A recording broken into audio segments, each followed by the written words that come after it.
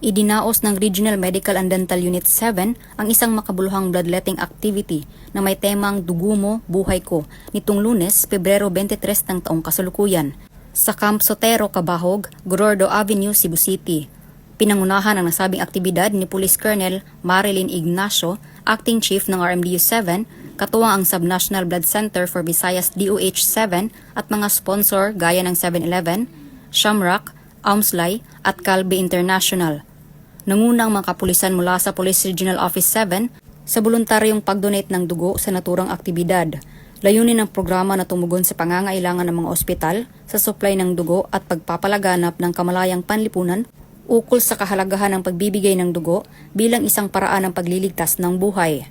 Bilang pasasalamat sa kanilang kabayanihan, ang mga blood donors ay nakatanggap ng libreng pagkain at iba pang munting regalo mula sa mga katuwang na organisasyon. Ang Dugo Mo, Buhay Ko ay isa lamang sa mga inisyatibo ng RMDU 7 na nagpapakita ng malasakit at pagkakaisa ng kapulisan at komunidad sa pagtugon sa mga pangangailangang pangkalusugan.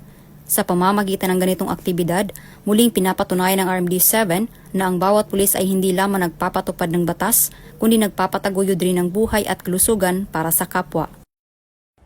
Mula dito sa Central Visayas, ako inyong Police News Network Correspondent, Patrolwoman Flora May Asares, alagad ng batas, tagataguyod ng balitang pulis.